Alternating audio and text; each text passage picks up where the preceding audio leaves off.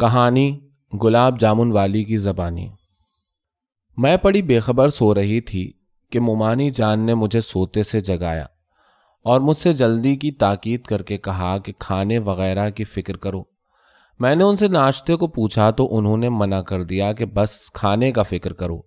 جب کچھ خاص انتظام کو پوچھا تو اس کو بھی منع کر دیا۔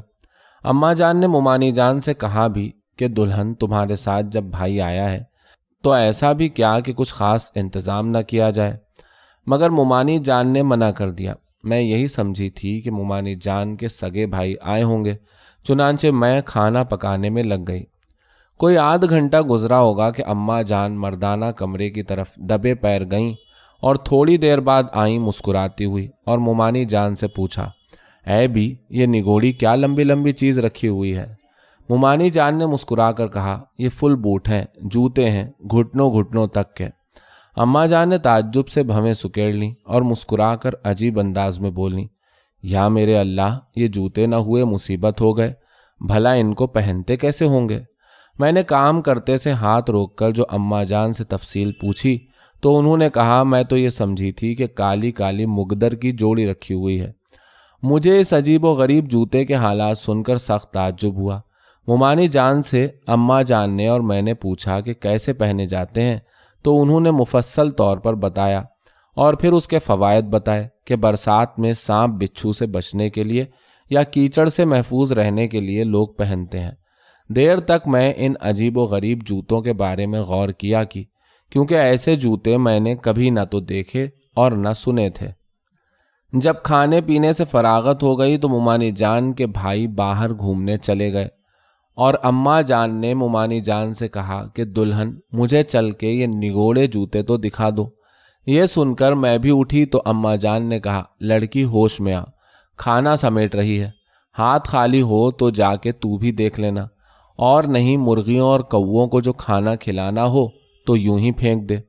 میں یہ سن کر رک گئی کیونکہ واقعی میں کام میں گھری ہوئی تھی۔ چنانچہ اماں جان اور مومانی جان زینے پر چڑھتی چلی گئیں اور تھوڑی دیر بعد دیکھ بھال کے لوٹ آئیں۔ اماں جان نے دو چار خرابیاں جوتے میں نکالیں، کچھ اعتراض کیے، پھر بعد میں خوب ہنسیں اور کہنے لگیں کہ مجھے تو پیر ڈالتے ہی ڈر معلوم ہوا۔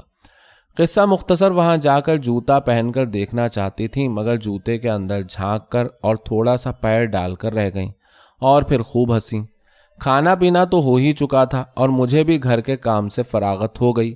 کوئی 12 بجنے والے ہو رہے تھے۔ مومانی جان سونے کے ارادے سے کمرے میں چلی گئیں اور اماں جان صحنچی میں کچھ سینے پرونے میں مشغول ہو گئیں، اور اب میں سوچی کہ لاؤ ذرا میں بھی جوتا دیکھاؤں۔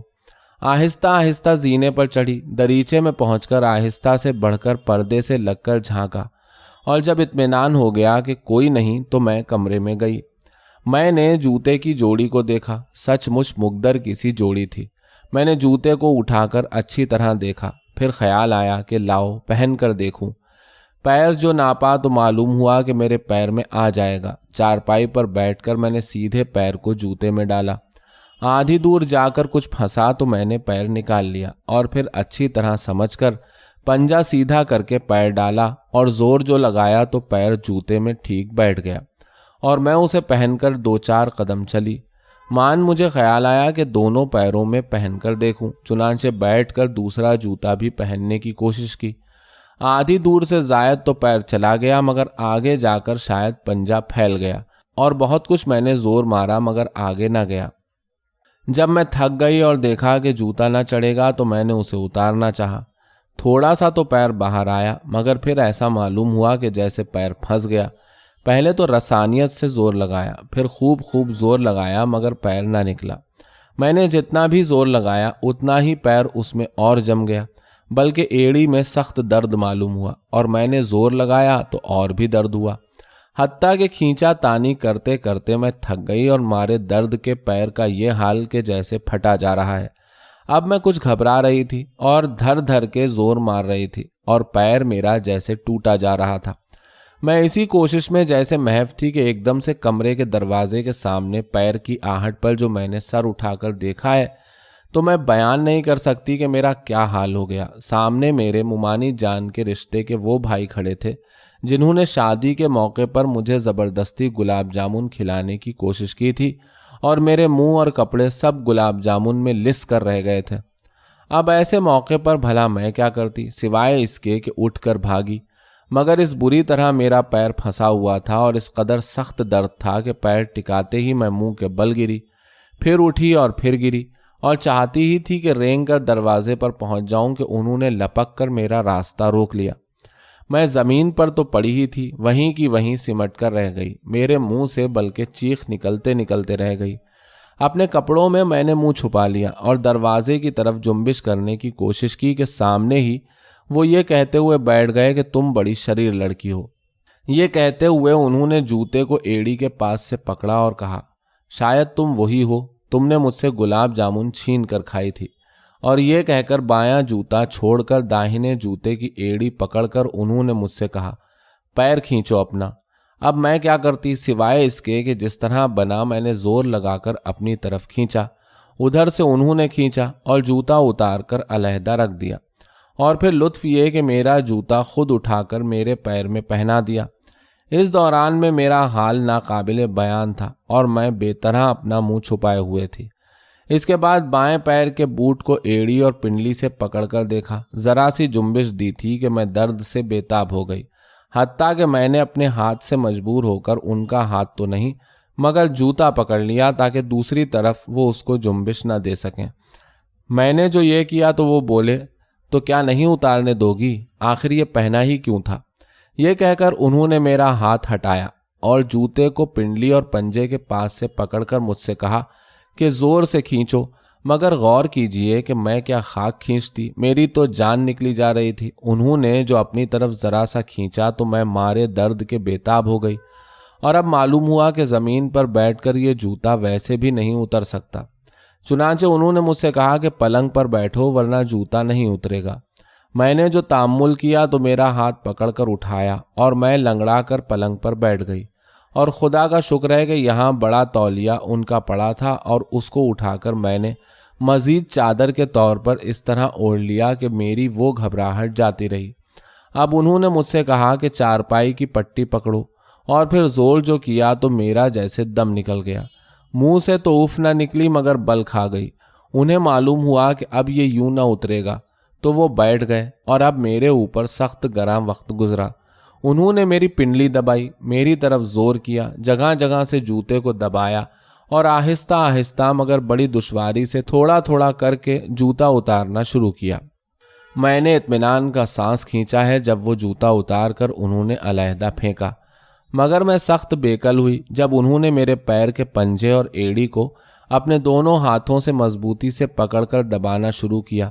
بولے، سرخ ہو گیا ہے، ٹوٹ جاتا پیر، اور زور سے پیر کو ایڑی کے پاس سے دابا، اور پھر دوسرا جوتا بھی اٹھا کر پیر میں پہنا دیا، اور اس کے بعد میں جوتا پہن کر اٹھنے جو لگی تو بیٹھے تو ہوئے ہی تھے، میرا پیر پنڈلی پر سے زور سے پکڑ لیا اور پوچھا، گلاب جامن کھاؤ گی؟ یاد ہے وہ واقعہ؟ گلاب جامن والا واقعہ یاد ہے یا نہیں؟ پہچانا بھی مجھے؟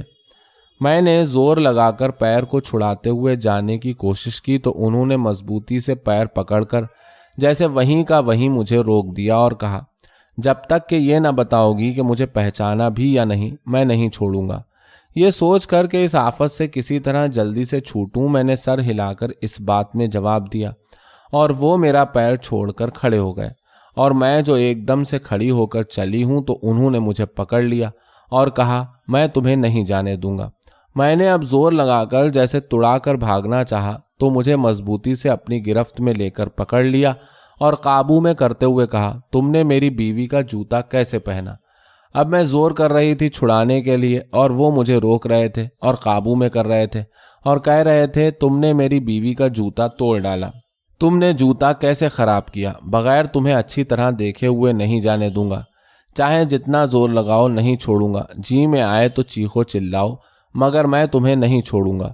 آخری الفاظ کہتے ہوئے میرا چہرہ زبردستی کھول دیا اور سخت شرارت کے لہجے میں کہا، اسی چاند کو تو ہم دیکھنا چاہتے تھے، مگر اب تم کھولو آنکھیں، کھولو کھولو، جلدی کھولو۔ میں اب بری طرح گرفت میں تھی، سوچتی تھی کہ اگر بالفرض چیخی بھی تو نہ معلوم اماں جان معلوم کر پائیں گی تو کیا غضب آئے گا۔ میں سخت تکلیف اور کرب کی حالت میں تھی اور میری آنکھیں بالکل بند تھیں، اور انہوں نے اب میرے منہ پر پھونکنا شروع کیا۔ کیونکہ ہاتھ تو ان کے مجھے قابو میں کرنے میں گھرے ہوئے تھے، لہٰذا انہوں نے اب میرے منہ پر پھونکے مارتے ہوئے کہا، جلدی کھولو آنکھیں، جلدی، ورنہ میرا کیا ہے، اب کوئی آ جائے گا، اور بخدا ورنہ میں ہرگز نہ چھوڑوں گا۔ ساتھ ہی کچھ کھٹکا سا ہوا۔ یہ سب کچھ لمحے بھر کی تو باتیں ہی تھیں۔ میں نے مجبوراً اب گھبرا کر پپوٹوں کو جنبش دی اور ہار کر جھک مار کر جبر کر کے آنکھیں جو کھولی ہیں تو بس ایک زور مار کر جو میں چھوٹتے ہی آنکھیں پوچھتی بھاگی بدحواسی میں، تو پردہ اٹھانے کی مہلت کسے، توپ کے گولے کی طرح پردے پر گری اور ادھر سے آواز آئی، ہیں؟ ممانی جان سے ٹکر ہوئی اور انہوں نے جھٹ سے میرا ہاتھ پکڑ کر حیران اور پریشان آنکھیں پھاڑ کر کہا، کمبخت، انگلی ہونٹوں پر رکھ کر نیچے اشارہ کیا، اور میں نے سنا کہ اماں جان نے سچ مچ گھر سر پر اٹھا رکھا ہے۔ یا میرے اللہ، اب کیا کروں؟ مجھے وہیں کھڑا کر کے پردہ اٹھا کر ممانی جان اپنے بھائی کے پاس گئیں۔ میں وہیں کھڑی کی کھڑی رہ گئی۔ ہمت نہ پڑتی تھی کہ نیچے جاؤں، کیونکہ میرے ہی اوپر صلواتیں پڑ رہی تھیں اور مجھے اور اپنے کو اور اپنی قسمت کو بری طرح اماں جان کوس پیٹ رہی تھیں۔ ممانی جان کے بھائی اپنی بہن سے بولے، عجیب واقعہ ہوا؟ ممانی جان بولی، جی ہاں۔ ان کے لہجے میں طنز تھا جس سے پتہ چلتا تھا کہ وہ سب کچھ جانتی تھیں۔ ان کے بھائی نے ہکلاتے ہوئے کہا، یہ کون؟ ممانی جان بولی، بلکہ کچھ شگفتہ لہجے میں انہوں نے کہا، یہ وہی لڑکی ہے جس کے بارے میں تم سے برابر کہہ رہی ہوں۔ بولو کیسی؟ مگر یہ آخر تمہیں کیا سوجھی؟ وہ بولے، اس جوتے میں پھنسی پڑی تھی، اس میں پیر پھنس گیا تھا۔ یہ جوتے دراصل ایسے ہوتے ہیں۔ ممانی جان بولی، تو پھر کیا ہوا؟ وہ بولے، میں نے اس کا پیر نکال دیا، ورنہ اور کوئی صورت ہی ممکن نہ تھی۔ اور یہ جوتے دراصل، ممانی جان بات کاٹ کر بولی، تو پھر تم نے اسے اچھی طرح دیکھ تو لیا، مگر آخر یہ تو بتاؤ کیسی ہے؟ بھائی ان کے کچھ رک کر بولے، اچھی ہے۔ ممانی جان کچھ خوش ہو کر بولی، تو پھر میں اب گھر تار دیے دیتی ہوں، مطلب میرا یہ کہ نکاح کر کے جانا اب ہیں۔ وہ چوک کر بولے، واہ، خوب نہیں، زور دے کر ممانی جان ذرا ٹیڑھے لہجے میں بولی، یہ خوب ووب جانے دو، اب چپ ہو جاؤ۔ لو اور سنو، آئے وہاں سے کہتے ہیں خوب۔ کچھ تیز ہو کر وہ بولے، کیوں؟ آخر کیوں؟ یہ بھی کوئی زبردستی ہے؟ دانت پیس کر کچھ آہستہ لہجے میں ممانی جان بولی، کیا میری ناک چوٹی کٹواؤ گے؟ بیوہ بہن ہے، بھائی جان دیتے ہیں، بے حد چاہتے ہیں۔ وہ بولے، تو میں کیا کروں؟ ممانی جان پھر دانت پیس کر بولی، اب کیوں مجھ سے کہلواتے ہو صاف صاف؟ بس رہنے دو، چلو۔ آئے وہاں سے، کسی کے یہاں مہمان آتے ہیں تو یہی ہوتا ہے۔ وہ تیز ہو کر بولے، جی ہاں، کوئی مہمان آتا ہے تو اس کی چیزیں بگاڑی جاتی ہوں گی۔ اور ممانی جان بگڑ کر بولی، اس کی ماں بیٹھی رو رہی ہیں، پیٹ رہی ہیں بری طرح، وہ یہاں کھڑی سب دیکھ رہی تھی جب تم اسے جوتے سے، تو تمہیں یہ نہیں معلوم کہ یہ لوگ کیسے ہیں؟ وہ اپنی جان دینے کو کہہ رہی ہیں۔ تم نے غضب کیا، سمجھ لو کہ میں کہیں کی نہ رہ جاؤں گی۔ ابھی وہ قیامت کر رہی ہیں۔ میری پیٹھ پر انہوں نے 2 ہتھڑ مار کر اپنا سر پیٹ لیا کہ تمہارے بھائی نے، اور میں خود یہاں آئی تو پہنچی تو پھر سمجھ لو اب میری عزت تمہارے ہاتھ ہے، میں تار دیتی ہوں گھر۔ وہ بولے، مگر میں شادی نہیں کر سکتا۔ وہ کیسے اور کیوں؟ ممانی جان تیز ہو کر بولی۔ انہوں نے کہا، مجھے لڑکی پسند نہیں ہے۔ ممانی جان بولی، ابھی تو تم نے کہا کہ اچھی صورت شکل کی ہے، اور اب یہ کہتے ہو ہزاروں میں ایک لڑکی ہے۔ وہ بولے، وہ اور بات ہے، یہ کوئی لازمی نہیں کہ اچھی صورت کی سب لڑکیاں پسند کر لی جائیں۔ ہاں، مجھے تسلیم ہے کہ اچھی صورت شکل ہے، مگر مجھے پسند نہیں۔ ممانی جان بولی، مگر اب تو تمہیں کرنا پڑے گی۔ تم نے ذرا آہستہ سے، تم میری جان کے پیچھے پڑے ہو، غضب ہو جائے گا۔ وہ بولے، میں شادی نہیں کر سکتا۔ ممانی جان بگڑ کر بولی، تمہیں کرنا پڑے گی تمہیں۔ کیا تم نے غریبوں کی عزت کا غلط اندازہ لگایا ہے؟ کیا تم مجھے بے عزت؟ اتنا کہنے پائی تھیں کہ ممانی جان رونے لگیں اور چپ ہو گئیں۔ وہ کچھ سنجیدگی سے بولے کہ مجھے مار ڈالو، مگر میں ہرگز نہیں کروں گا، نہیں کر سکتا۔ ممانی جان کے سسکیاں لے کر رونے کی آواز آ رہی تھی، یا نیچے سے اماں جان کے گرجنے کی، اور میں سہمی ہوئی دریچے کی آڑ میں چھپی ہوئی کھڑی تھی اور سوچ رہی تھی کہ الہی اب کیا ہوگا۔ میں زبردستی ایک شخص کے سر منڈھی جا رہی ہوں، اور وہ ہے کہ مانتا ہی نہیں ہے۔ پھر اس کے بعد بہن بھائیوں میں باتیں ہوئیں۔ اول تو ممانی جان نے میری خوبصورتی کو ماں مبالغوں کے پیش کیا، پھر یہ کہا کہ اگر تم شادی نہ کرو گے تو میری جان مصیبت میں پڑ جائے گی، پھر طرح طرح کی خوشامدیں کی، مگر ادھر صرف ایک جواب تھا اور وہ یہ کہ میں نہیں کر سکتا، مجھے چاہے مار ڈالو مگر میں نہیں کر سکتا۔ یہ سب باتیں سن کر مومانی جان تھوڑی دیر تک خاموش رہیں، پھر بولیں، تو صاف صاف کیوں نہیں کہتے کہ دل میں کچھ اور ہے؟ اس لڑکی کو کوئی نوجوان نامنظور نہیں کر سکتا، ضرور کوئی بات ہے، کچھ دال میں کالا ضرور ہے، جو نہ بہن کی عزت کا خیال ہے، نہ یہ کہ اس پر سسرال والے کیا غضب ڈھائیں گے۔ ضرور دال میں کالا ہے، آخر کیا بات ہے؟ صاف صاف بتاؤ، بولو، چپ کیوں ہو؟ کہتے کیوں نہیں کہ ہے کچھ؟ کیا کہہ رہی ہیں آپ؟ وہ بولے، کیسا دال میں کالا اور پیلا؟ کہہ دیا میں نے کہ میں شادی نہیں کر سکتا، اور یہ میرا قطعی جواب ہے، ادھر کی دنیا ادھر ہو جائے مگر میں شادی ہی نہیں کروں گا، بلکہ آج شام کو جا رہا ہوں۔ مومانی جان جب ہر طرح تھک گئیں تو انہوں نے اپنے بھائی سے ایک دن اور رکنے کو کہا، یہ کہا کہ کل شام کو جانا۔ انہوں نے کہا کہ مجھے بیکار روکتی ہو، میں قطعی جواب دے چکا، تو مومانی جان نے وعدہ کیا کہ کوئی شادی کی بات نہ کہی جائے گی، ذکر تک اس کا نہیں کیا جائے گا۔ تمہارا جواب اور فیصلہ معلوم ہو گیا، اب تم صرف اتنا کہنا کر دو۔ چنانچہ وہ راضی ہو گئے اور مومانی جان دروازے سے نکلیں۔ مجھے ایک کونے میں سمٹا کھڑا دیکھا، ہاتھ سے مجھے آنے کا اشارہ کیا۔ میں نے جھانک کر دیکھا کہ اماں جان کدھر ہیں۔ ایک مرتبہ وہ خود مجھے آ کر دیکھ گئی تھی اور میں اسی طرح کھڑی رہی تھی۔ میں نے دیکھا کہ موقع ہے اور تیزی سے اتری ہوئی سیدھی اپنے کمرے میں چلی گئی۔ میں تو اپنی کوٹری میں گھس گئی اور مومانی جان کو دیکھیے کہ انہوں نے اماں جان کو جا کر دلاسا دیا، ہاتھ جوڑے، خوشامد کی، اور لطف تو دیکھیے کہ کہنے لگیں کہ کل ہی تار دیتی ہوں اور نکاح ہوا جاتا ہے۔ یہ کہہ کر ان سے خوشامد کی کہ چپ رہیں۔ اماں جان کہتی تھیں کہ بہن تمہارے بھیا نے میری بچی کو کہیں کا نہ رکھا۔ مومانی جان نے جب اماں جان کو اچھی طرح تسلی دی تب جا کر وہ خاموش ہوئیں۔ بات دراصل یہ بھی تھی کہ ہم غریب آدمی، اور اماں جان دراصل میری شادی کی طرف سے بے حد متفکر تھیں۔ وہ کئی مرتبہ مومانی جان سے کہہ بھی چکی تھیں، جس کا یہی مطلب ہو سکتا تھا کہ اپنے بھائیوں میں سے کسی کے ساتھ میری شادی طے کر دیں، مگر یہ ظاہرہ ممکن نہیں معلوم ہوتا تھا، لہٰذا وہ یہ سن کر مطمئن ہو گئیں۔ اب میں یہ سوچ رہی تھی کہ مومانی جان کیا کریں گی، وہاں سے تو صاف انکار ہے، اور یہاں اماں جان کو وہ طفل تسلیوں میں رکھ رہی ہیں۔ فی الحال تو میں یہی سمجھی کہ روک تھام کر رہی ہیں۔ شام کو مجھے مومانی جان نے اکیلے میں لے جا کر صورت معاملات کی اہمیت کو سمجھایا۔ میں کیا کہتی بھلا، وہ خود جانتی تھیں۔ میں نے یہی کہا کہ میری اس میں کچھ خطا نہ تھی، چیخی میں اس وجہ سے نہیں کہ کسی کو معلوم نہ ہو جائے۔ مومانی جان نے کہا کہ اچھا ہوا جو تو نے غل نہ مچایا۔ اس مختصر تمہید کے بعد انہوں نے اپنی تجویز سے مجھے آگاہ کیا۔ ان کی تجویز یہ تھی کہ کل صبح اماں جان کو تو دوسرے عزیزوں کے یہاں اس رشتے کا مشورہ لینے کے لیے وہ رخصت کر دیں اور مجھے بنفس نفیس اپنے بھائی کے پاس بھیجیں کہ جا کر انہیں راضی کر لوں۔ یا میرے اللہ، یہ سن کر میں ہکا بکا رہ گئی۔ بھلا میں ایک غیر آدمی کے پاس جا کر اس سے یہ کہوں کہ تو میرے ساتھ شادی کر لے؟ نہ بابا نہ، یہ مجھ سے نہ ہوگا۔ میں نے صاف صاف مومانی جان سے کہہ دیا کہ مجھے مار ڈالو تب بھی میں نہ جاؤں گی۔ یہ کیا غضب کر رہی ہو؟ وہ بگڑ کر بولیں کہ کیا تجھے وہ کھا جائے گا؟ میں نے کہا کھاوا تو کیا جائیں گے، مگر میں کہوں گی کیا؟ وہ بولیں میری جانے بلا، تو کیا کہے گی؟ بن پڑے جیسے راضی کر لیجیو، یہی کہیو کہ تم نے جو باتیں کی تھیں تو اب کرو مجھ سے شادی، میں کہیں کی نہ رہی۔ اس کا میں کیا جواب دیتی؟ دل میں سوچ رہی تھی کہ جو کچھ بھی انہوں نے شرارت کی ہے اس کا علم گھر کے گھر ہی میں ہے، اور اگر سب لوگ چپ رہیں تو کچھ بھی نہیں ہے، معاملہ دب جائے۔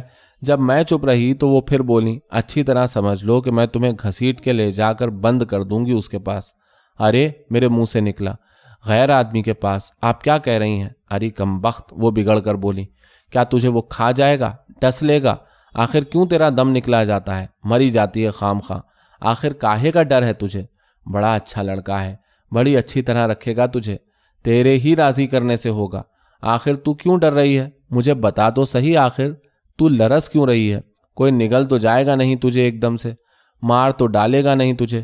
اور پھر میں تو دروازے سے لگی کھڑی رہوں گی، نہیں تو یاد رکھ کہ میرا چونڈا تو خیر مونڈا جائے گا، مگر پھر تو کنواری کی کنواری رہے گی، آگے تو جان۔ میں نے کہا مومانی جان آپ کیسی باتیں کر رہی ہیں، مجھ سے ایک حرف نہ بولا جائے گا۔ وہ بولی اچھا تو پیر پکڑ لیجیے اس کے۔ میں چپ رہی، اور پھر جو انہوں نے تقاضا کیا تو میں نے کہا مجھ سے تو کچھ نہ کہا جائے گا، اور نہ ہاتھ پیر جوڑے جائیں گے، اور نہ میں جاؤں گی ان کے پاس۔ مومانی جان نے تیز ہو کر کہا نہیں جائے گی تو میں اسے یہاں بلا لوں گی۔ یہ کہہ کر وہ چلی گئیں۔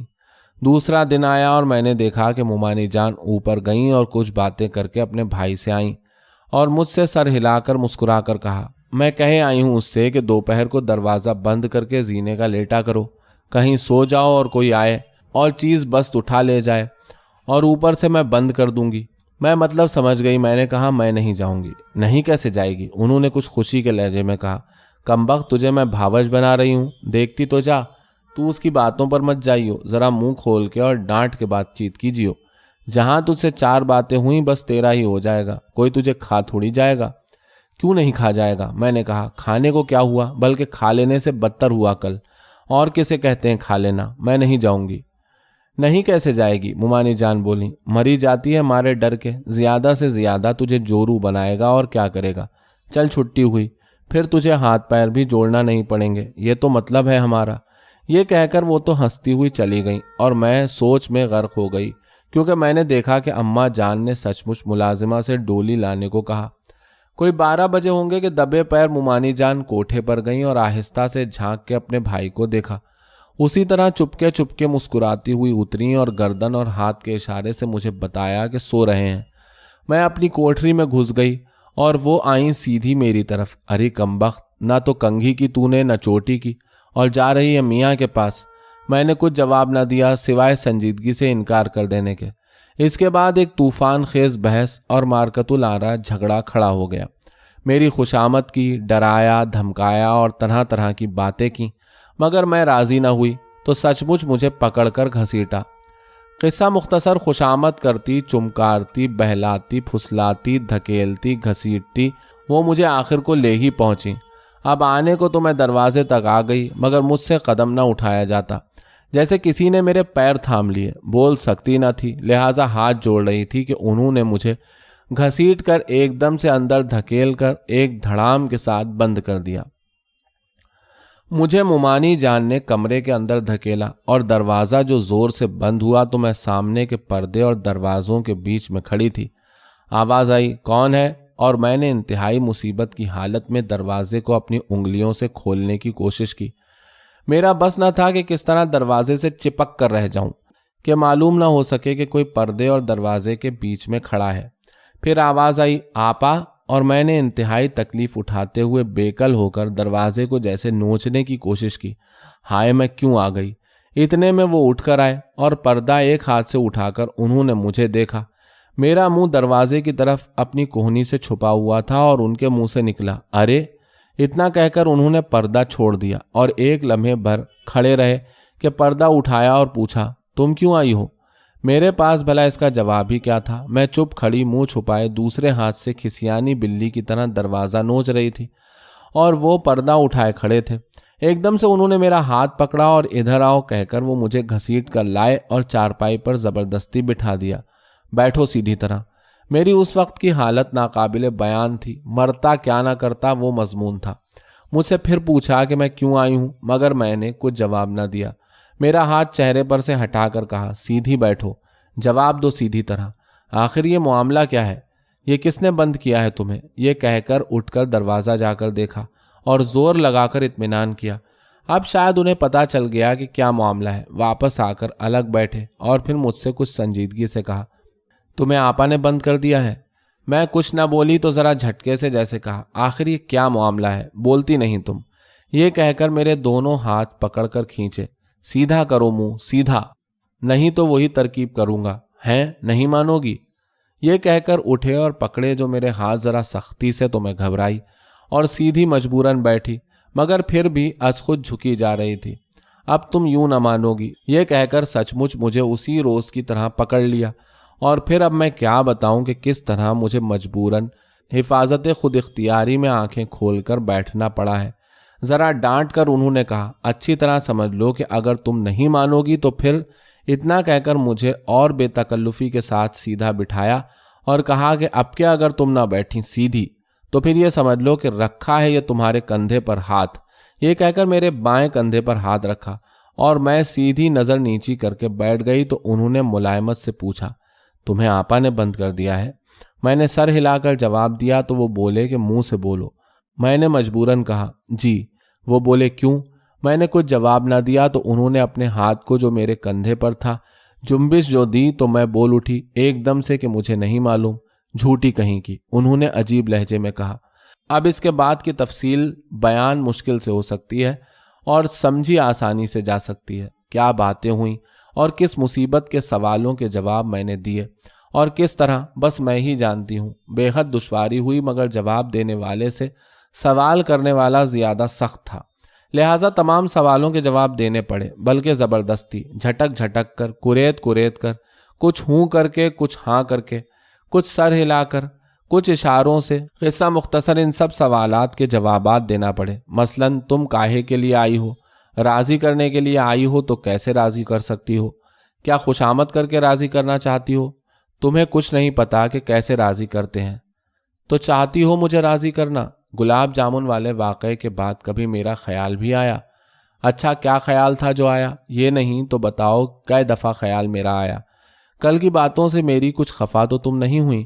اس آخری سوال کا جواب جو میں نے نفی میں دیا ہے تو بس خدا کی پناہ میں حیران و پریشان ہو گئی یہ دیکھ کر کہ کس طرح ایک کمزور لڑکی کے آگے اس کی خاموشی کے طلسم سے شکست کھا کر ایک ضدی شخص کہتا ہے، اے کہ تیرے آستانے پر جبیں گستر قمر۔ میں نے سچی محبت کے وعدے پر خود ہی دل میں اطاعت اور فرما برداری کا بیان کیا اور مقرر سوال پر نفی میں سر ہلا کر جواب دیا، تمہیں کبھی نہ بھولوں گی۔ چنانچہ اس قول و قرار کو پختہ کر کے جو مجھے رخصت کرنے اٹھے ہیں تو پردے تک پہنچا کر کواڑ سے مجھے چپکا کر کھڑا کر کے چلتے چلتے کس محبت سے میرے کان کے پاس منہ لا کر پوچھا، بھولو گی تو نہیں؟ سر ہلا کر میں نے نفی میں جواب دیا کہ نہیں بھولوں گی۔ میرے جواب کے ساتھ ہی جیسے سر ان کا ڈھلک کر میرے کندھے پر آ گیا اور چشم زدن میں وہ مجھے چھوڑ کر ایک ہلکی سی جیسے کراہنے کی آواز نکال کر پردہ چھوڑ کر جیسے چارپائی پر جا پڑے، اور میں نے سنا کہ اس طرح کرا رہے ہیں جیسے کہ سچ مچ کوئی سخت روحی تکلیف میں مبتلا ہو۔ یا میرے اللہ، میں نے دل میں کہا، یہ کس تکلیف میں مبتلا ہیں؟ میں نے آہستہ سے دروازے پر دستک دی اور آہستہ ہی سے مومانی جان نے دروازہ کھول دیا۔ کس قدر متجسس نظروں سے مسکراتے ہوئے انہوں نے چپکے سے پوچھا، کمبخت بول تو صحیح۔ ڈس آئی میرے بھیا کو؟ کمبختی میری کہ میں جملہ پورا ہونے سے پہلے ہی یہ سمجھ کر کہ پوچھتی ہیں کہ راضی کرا یا نہیں۔ میں نے اس بات میں جواب دیا کہ ہاں، یعنی کہ ڈس آئی۔ اس کے جواب میں کس طرح انہوں نے مجھے چمٹا کر میری پیشانی پر بوسہ دیا ہے کہ میں جھینپ گئی اور ایک چٹکی لے کر کہا، لے اب دیکھ تماشا، مگر بتا دے کہ معاملہ پکا ہے یا کچا؟ میں نے مسکرا کر کہا، پکا۔ خوش ہو کر وہ مجھے دروازے پر کھڑا کر کے اندر گئیں مسکراتی ہوئی، اور میں نے کان لگا دیے دروازے پر تو وہ بولیں، تو پھر بتاؤ تار دے دوں گھر یا نہیں؟ انہوں نے جواب دیا، جیسا آپ مناسب سمجھیں۔ مومانی جان بڑے مزے سے بولی، کوئی زبردستی تو ہے نہیں بھیا، تم کہو تو دوں تار اور کہوں تو نہ دوں۔ وہ بولے، مت دیجئے۔ مومانی جان نے کہا، جیسی تمہاری مرضی ہو، لو اب سدھارو رات کو، میں جا کر سامان کروں تمہارے کھانے کا۔ یہ کہہ کر مومانی جان آتی ہوئی معلوم دی، اور ادھر میرا یہ حال کہ جیسے موت کی سی ٹھنڈک میرے دل میں بیٹھ گئی کہ الہی، اس شخص نے یہ سب جھوٹے محبت کے وعدے کیے اور لیے تھے۔ مگر بمشکل مومانی جان کا قدم دروازے پر آیا تھا کہ اندر سے وہ پکارے، سنیے تو۔ مومانی جان بولیں، کیا ہے؟ اور یہ کہہ کر مڑیں جو صحیح اندر کی طرف تو انہیں ہنس کر کہنا پڑا، چل جھوٹے۔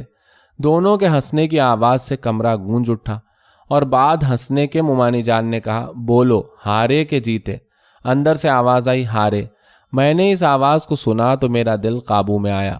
مومانی جان میرے ساتھ ہنستی ہوئی نیچے آئیں، اور پہلا کام انہوں نے یہ کیا کہ ایک ڈبل تار تو گھر دلوایا اور دوسرا ان سے کہہ کر رخصت کے لیے دلوایا۔